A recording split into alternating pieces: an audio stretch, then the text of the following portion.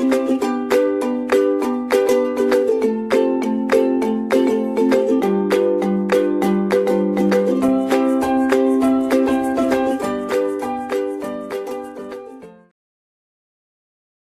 everyone, myself Prabhat Singh, Assistant Professor from ABS Engineering College, Ghaziabad. Today I will discuss the topic algebraic computation and fast Fourier transformation from the subject design and analysis of algorithm. These two topics I will focus in this lecture. In algebraic computation, we basically deals with the polynomials computation. We deals with three types of the methods, that is number theoretic algorithms, matrix operations, as well as computational geometry. Whereas I will discuss about the fast Fourier transformation algorithm, that is discrete fast Fourier transformation or signal transformation using a fast Fourier algorithm. That is discrete Fourier transformation is called as a fast Fourier transformation in order to reduce the running time complexity. So basically, moving ahead, first I will discuss about the algebraic computation in algorithms. That is computer algebra or a symbolic computation or algebraic computation. All these terms are similar. Basically, the algebra of the computer which the language that computer understand, the polynomial terms that the computer can understand is represented through an algebraic computation, is a scientific area that refers to the study and development of algorithms and software for manipulating mathematical expressions and other mathematical objects. Basically algebraic computation क्या है? जो आपके mathematical expressions हैं या mathematical objects हैं, उनका manipulation और उनकी डेवलपमेंट ऑफ एल्गोरिथम और that the understanding of a computer system for these mathematical expressions is called as algebraic computation. Although computer algebra could be considered a subfield of scientific computing, and they are generally considered as a distinct field because scientific computing is usually based on numerical computation with approximate floating point numbers. That basically deals with the numerical computations having a floating point values. While symbolic computation emphasizes exact computation with expression containing variables that have no given values and are manipulated as symbols.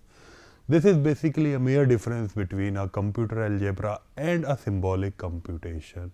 In computer algebra, a scientific computing is usually based on numerical computation with approximate floating point numbers, whereas in this, the exact computation with expression contains variables that has no given values and are manipulated as symbols. Computer algebra is widely used to experiment in mathematics and to design the formulas that are used in numerical programs. Right? It is also used for complete scientific computations when purely numerical methods fail. Right? Please remember this, when numerical method fails, as in public key cryptography or some linear problems. Right? This is the basic definition of computer algebra or algebraic computations. Now, the software applications that perform symbolic calculation are called as computer algebra systems, with the term system alluding to the complexity of the main application that include at least a method to represent mathematical data in a computer. Basically, what is algebraic computation? Algebraic computation is the representation of algorithm in the forms of mathematics that computer can understand, the mathematical expression that computers can understand, right, in the form of a programming language, right. It has a dedicated memory manager, a user interface for the input and output of a mathematical expression. Please remember, a dedicated memory manager, a user interface for the input and output of mathematical expressions. A large set of routines to perform usual operations like simplification of expression, differentiation using chain rules, right, polynomial factorization or indefinite integrations. These are the application part of this. Three topics to be focused on algebraic computation are, that is matrix operation, computational geometry and number theoretic algorithm. In matrix operation, what we will deal with? We will deal with a matrix algorithm or a Stressen matrix algorithm or LU decomposition or LUP decompositions, right? These are the matrix decomposition which we will deal with matrix operation. In computational geometry, what we will study? We will study about what is convex hull, the basic brute force approach of solving the convex hull, then Jarvis algorithm for solving the convex hull problem or a Gram-Scan algorithm that will be discussed in a computational geometry. These all the algorithms are the part of algebraic computations. Then we will discuss about the number theoretic algorithm. The number theoretic algorithm is what? Number theoretic algorithm is basically the algorithm that deals with the number as well as the polynomials, that are RSA algorithm, Diffie-Hellman algorithm, primality testing. These all are the algorithm that comes consider this consideration. Now I will discuss about the matrix operations using the first method is the matrix operation in algebraic computation using Stressen's algorithm. Now matrix operation using Stressen multiplication, right? First, Stressen algorithm can be viewed as an application of familiar design technique divide and conquer. Basically, I want to throw some light over here Stressen algorithm. Stressen comes under a matrix operation. Now, how this comes under a matrix operation? Basically, a matrix multiplication algorithm takes a running time of n cube. But Stressen scientists have proposed another algorithm in order to reduce the running time complexity of matrix multiplication from n cube to n ki power 2.71. Now, how this can be reduced? This is reduced with reducing the number of multiplications in a matrix. Reducing the number of multiplications of polynomial in the matrix or the numbers in the matrix is represented using this, and this follows a divide and conquer approach. Divide and conquer approach on standard matrix multiplications. Right. Definition: suppose we wish to compute the product C equal to AB where each A, B, C are n cross n matrix. Please remember the size of A, B, C matrix should be same. Assuming that n is an exact power of 2, we divide each A, B, C into 4 submatrices and writing the equation like this. This is 2 by 2, this is C, this is A and this is B, and we simply compute R is equal to this, S equal to this, T equals to this and U equal to this. This what happens here is, it's multiplication of what? Multiplication of 2 submatrices, another multiplication, these are the submatrices which we are talking about. And when a matrix having, this is a matrix of what? N cross n, and this is what? This is a submatrix of size n by 2. This is a submatrix of size n by 2, this is a submatrix of size n by 2, this is a n by 2. So what we are doing here is the multiplication of 2 submatrices and then performing the addition of that. So what we have done, we have multiplied, we have done 8 multiplications of n by 2 submatrices and perform n square additions. That is, basically इसमें हमने क्या किया? 2 by 2 की matrices का multiplication करते समय हमने 2 sub matrices को मल्टीप्लाई करा, यहाँ 2 को करा, यहाँ, तो बेसिकली हुआ क्या? 8 मल्टीप्लीकेशन परफॉर्म हुए और 4 एडिशन परफॉर्म हुए. अब 8 मल्टीप्लीकेशन परफॉर्म हुए किस चीज के? n by 2 सब मैट्रिसेस के. और n स्क्वायर मेरा क्या है? n square is the scalar addition और सब्ट्रैक्शंस. दैट इज हमने यहाँ पे 4 एडिशन परफॉर्म करे. अब जैसे ही ये n स्क्वायर आया तो वी डायरेक्टली से with the help of master method that n cube is the running time. Right, this is the basic approach. Now how the Strenson changed the algorithm? That is, let's see this. Each of these 4 equations specify 2 multiplications of this and the addition of this. This is what we are saying, right? Using these equations to define a straightforward divide and conquer strategy, we derive the following recurrence for the time this to multiply 2n cross n matrices. Tn is equal to this, and this way we can say that the complexity is n cube using a master method. Now, Stressen discovered a different recursive approach. Stressen has changed the recursive approach that requires 7 recursive multiplications of this with itne scalar additions and subtraction. Basically, what recursion has done? What Stressen has done? Stressen have limited the number of multiplications from 8 to 7 while performing n square scalar additions and subtraction. So, what happened? Tn is equal to this, and this can be represented with the help of this. So, what we are doing is we have reduced the complexity of a standard matrix multiplication with the help of a Stressen matrix multiplication, and that complexity, that is n cube, occurs because there were 8 multiplications and 4 scalar additions. Instead of doing 8 multiplications, we have reduced the number of multiplication to 7 and perform n square scalar additions and subtraction. Performing the multiplication 7 from 8 will reduce the running time complexity of this from n cube to n ki power 2.71. Right. Now, how Stressen has done this? This we will do this algorithm. First, divide the input matrix A and B into sub-matrices this. Express each sub-matrices A, B, C into 2 cross 2 block matrix of n by 2 sub-matrices and find A, B, C, D, E, F, G, H. Right. Basically, what we are doing, वहाँ पे हमारे पास 8 multiplication थे. Right. हर बार क्या था? 2 sub matrices के multiplication का addition perform हो रहा था.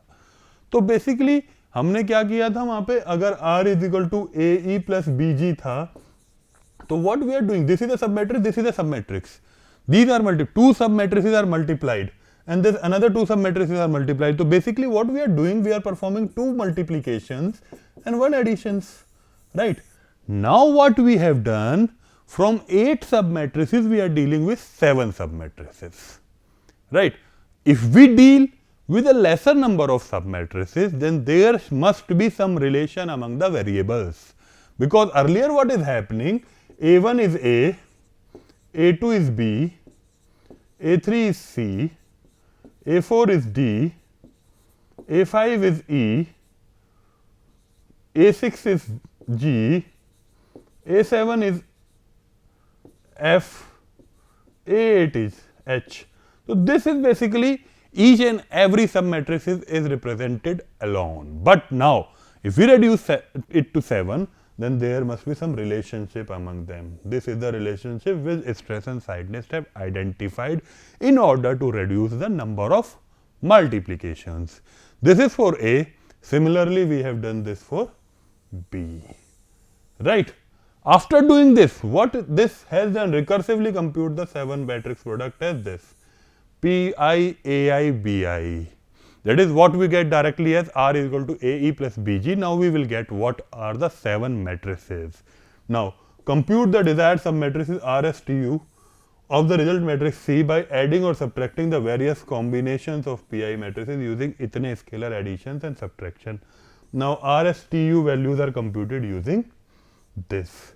So in this way, the changes done from 8 multiplication to 7 multiplication and making the dependency of some variables on another variables, this is a way that Stressen done his work by reducing the complexity from n cube to n ki power 2.71. That is, there is a change of 0.29 complexity. Right. This was one of the operations which I have discussed, which one of the matrix operation which I have discussed from the topic algebraic computation. Now I will discuss one topic from computational geometry. Now, computational geometry, which I have recognized earlier, that computational geometry is basically dealing with various problems of convexel. Convexel is what? Connecting the points. It can be connected using what? It can be connected using what? A brute force approach. It can be connected using a Gram-Scan algorithm. It can be connected using a Jarvis algorithm. So how these algorithms are working, how we reduce the complexity of this we will see using this. Right.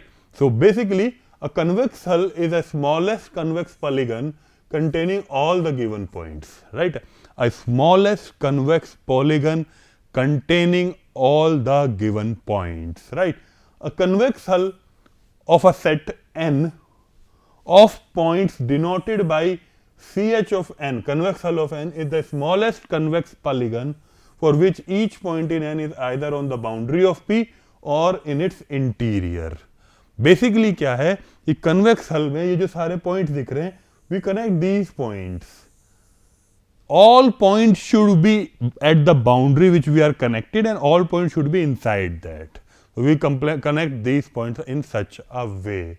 So input is an array of points. What is the input? Input is an array of points specified by their x and y coordinates. These are the x or y coordinate will be specified to us. These are the coordinates values. The output is the convex hull of this set of points. Output will be what? The convex hull for these set of points. Input क्या है? हमारे पास x और y के coordinates available होंगे जिनको हमें connect करना है, जिसके interior में सारे points आ जाएं. तो output is the convex hull of the set of the points. See the example. Input. Points are this, this, this and this. Now what we can do in this? These are the points given to us. How can we identify that these points are at the boundary? So, in order to identify these points at the boundary, we will see what will be the maximum x value and what will be the minimum x value, what will be the maximum y value and what will be the minimum y value. We will see the point this 0, 4. We will see which x point is minimum.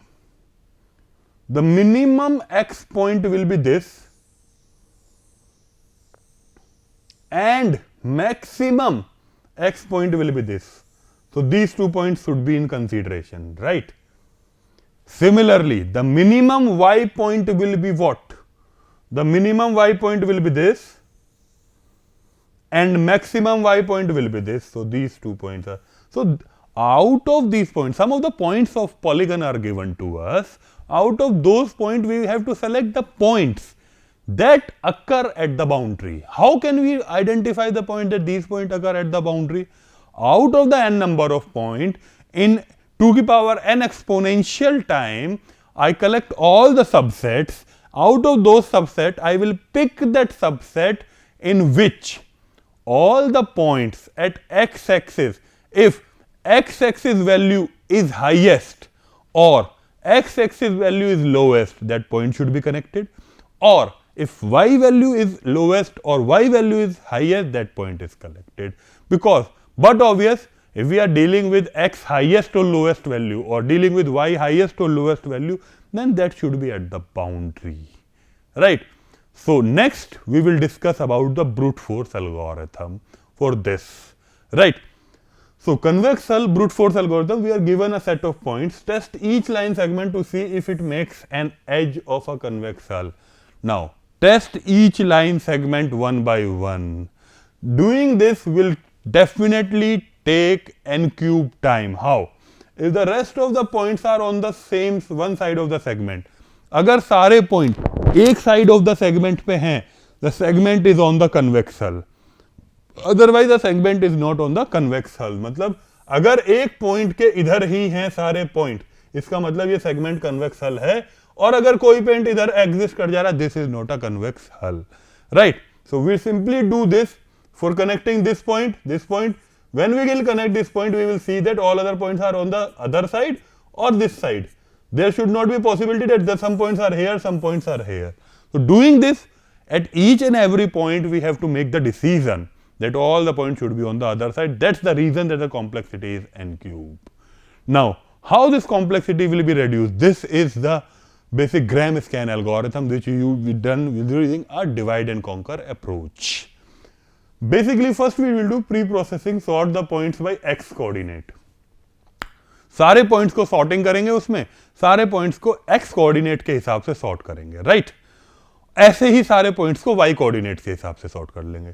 Then divide a set of point into two sets a and b, right? दो sets में हम points को divide करेंगे. a contains the left floor n by 2 points, b contains the next right floor n by 2 points. मतलब हमने क्या किया, सारे पॉइंट्स को, एक अप्रोच क्या था, सारे पॉइंट्स में maximum X value minimum X value, maximum Y value minimum Y value. दूसरा क्या अप्रोच है, हम सारे एलिमेंट पॉइंट्स को सॉर्ट कर लेंगे एक्स कोऑर्डिनेट के हिसाब से, ठीक है। उसके बाद दो सेट्स बनाएंगे, एक सेट में हम सारे पॉइंट जो n/2 से कम है, मान लो एक पॉइंट है हमारे पास 10, ठीक है, 10 पॉइंट हैं, तो 10 पॉइंट में सिंपल 10/2 5 पॉइंट को एक सेट में डाल देंगे और 5 पॉइंट को दूसरे सेट में डाल देंगे। ए और बी में अगर 10 पॉइंट्स हैं तो 5 पॉइंट्स को हमने दोनों सेट में डाल दिया। Recursively compute the convex hull of ए। अब इसके कन्वेक्स हल को, अब अलग अलग पॉइंट्स पे काम कर रहे हैं, अब इसके कन्वेक्स हल को कंप्यूट करा तो छोटे छोटे छोटे छोटे पार्ट बन गए। अगली बार क्या होगा, 5 से फिर ये 2 में डिवाइड हो जाएगा, फिर 1 में डिवाइड हो जाएगा। तो बेसिकली हम एक एक पॉइंट को कनेक्ट कर देंगे in the form of recursive approach. तो then recursively compute the convex hull of B and then merge the both the convex hull. तो the merging of the left and the right convex hull take itna time. So merge operation, what the merge operation takes in merge sort, that is n time, right? And we are dividing the points into two equal points, so the time complexity of the above is n log n, that is similar to the merge sort. This is a similar approach which we have done in a merge sort. Having a set of points, divide into 2 points a and b with n/2 on the both the sides, right? Doing this, dividing the points is taking log n time and then merging is taking n time. So we say the complexity is n log n. Next is the number theoretic algorithm of algebraic computation. I will discuss RSA algorithm in this. RSA algorithm was publicly described in 1978 by Ron Rivest, Eddie Samir and Leonard Edelman at Massachusetts Institute of Technology. The letters RSA are the initials of their surname listed in the same order on the paper. RSA is one of the major algorithm of cryptography for ensuring the security of a public key cryptography. MIT was granted US patent for cryptographic communication system and method that used in the algorithm in 1983. The RSA algorithm involves 3 steps: key generation, encryption and decryption. Key generation, encryption and decryption. RSA involves a public key and private key. There was a public key as well as a private key. The public key can be known to everyone and is used for encrypting the message. Public key is known to everyone and this key is used for encrypting the message. Message encrypted with public key can only be decrypted using the private key. The message that can be encrypted using a public key can only be decrypted with a private key. So the basic algorithm for RSA is as follows. First, choose 2 distinct prime numbers p and q. Basically क्या, 2 हमारे पास prime numbers given होंगे p and q. For security purposes, the integers p and q should be chosen at random and should be of similar bit length. Prime integers can be effectively found using a primality testing, right? So basically what we do in the first step, we will choose 2 distinct prime numbers p and q, right? Next, compute n equals to pq. We simply do what? We do the multiplication of p and q prime numbers. N is used as a modulus for both the public and private key. Here n is used as a what? Mod, right? Then we will compute a Euler-Tauschent function, that is p minus 1 and q minus 1. Phi n is equal to p minus 1 and q minus 1. Then choose an integer e, एक integer encryption constant, that is choose an integer e that range from 1 to phi n and GCD of that e and phi n should be 1. These should be co-prime, right? Now what we have to do in step number 4, we choose an integer e that should range from 1 to phi n and the GCD of e and phi n should be 1. Next, determine d, decryption constant, that is decryption coefficient, that is d is equal to e minus 1 mod phi n, that is d is the multiplicative inverse of e mod phi n. This is often computed using an extended Euclidean algorithm. D is kept as a private key exponent. D is the private key exponent and E is the public key, right? This is the example. We will see with the step by step. There are the two prime numbers given to us. That is first step, we have the two prime numbers. Second step, what we do? We multiply both the prime numbers together. Then we multiplied both the prime numbers together, 17 and 11, this returned 187. Third step, then we will calculate a Euler-Quotient function, but what? Phi n is equal to p minus 1 and q minus 1. Right? P minus 1 and q minus 1, that is 160. After calculating this, now fourth step was what? We are calculating public key exponent. Now, what was that? We have to select E from what? We have to select E from 1 to 160, and GCD of E and phi n should be 1, right? So, GCD of E and phi n, that is 160, is 1. So, we choose E as 7. Any E can be chosen between 1 and 160. When encryption, that is public key message or public key exponent, is been selected, now it's a time to calculate the private key using an extended Euclidean algorithm. Now, determine D equals to, this D equals to 1 mod 160. Now, D is less than 160 and value of D is 23. That is how this we detect. That is D, let's see an algorithm what we are given to us here. D equals to E minus 1 plus 1 mod phi n. So, what we have done, that is we have simply done D into E is equal to 1 mod 160. So, D into E is what? D we are not aware, E is 7, 1 mod 160. So, we simply done what? 7 is here, then by brute force this is extended Euclidean algorithm. What we did? 23 cross 7 is 161. So, 161 mod 160 will be 1.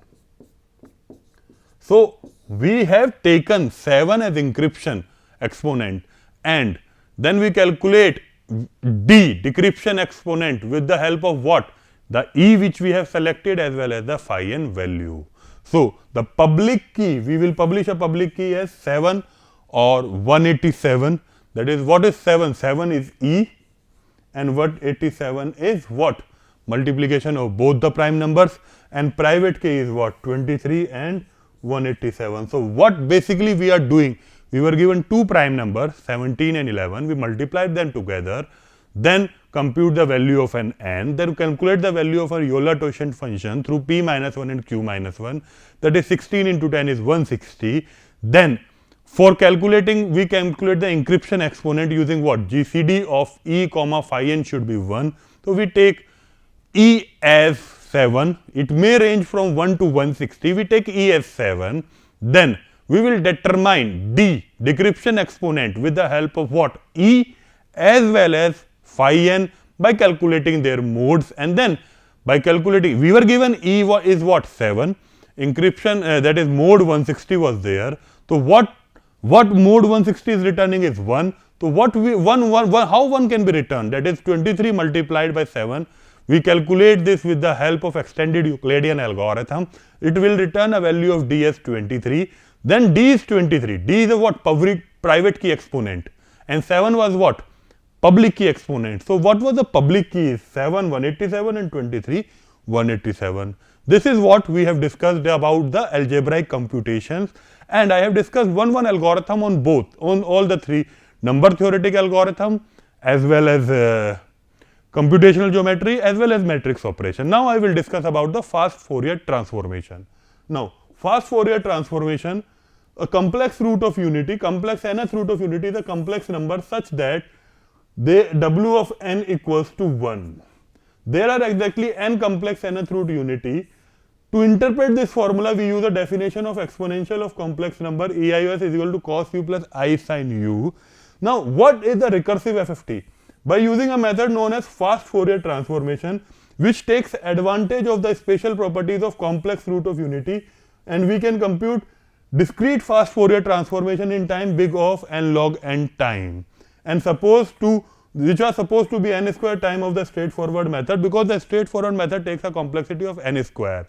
With the help of this fast Fourier transformation, we reduce this from n square to n log n. The fast Fourier method employs a divide and conquer strategy. Please remember, the fast Fourier method uses a divide and conquer strategy using the even index and odd index coefficient separately to define two new polynomials. Basically what FFT have done, FFT follows divide and conquer strategy in order to divide even index and odd index coefficients separately in order to define two different polynomials. Now how the recursive FFT algorithm is working? Here we are given an n in which we are storing the length. If n equal to 1, then we simply return a, right. If n is not equal to a, this is the values of an complex root of unity which will be helpful for calculating the value of FFT, right. This is basically representing the frequency domain of an FFT, right. So after that we have divided this 6th and 7th step into the odd or even values. Then after dividing this into odd and even values as stated here, that it has been divided into even index and odd index coefficients. After dividing this into odd and even index coefficient, then we make a recursive call to each and every odd or each and every even index coefficients. After making a recursive call, we simply run a loop from some 0 value to all the n values, and then we will calculate this. We will update the y values for this, and then we will simply return the y. The complexity of the fast Fourier transformation comparative to discrete transformation is n log n. Earlier it was a straightforward method, stated it as n square, and with the help of this recursive fast Fourier transformation, we have reduced this to n log n. Hope you all have understood this lecture. Thank you everyone.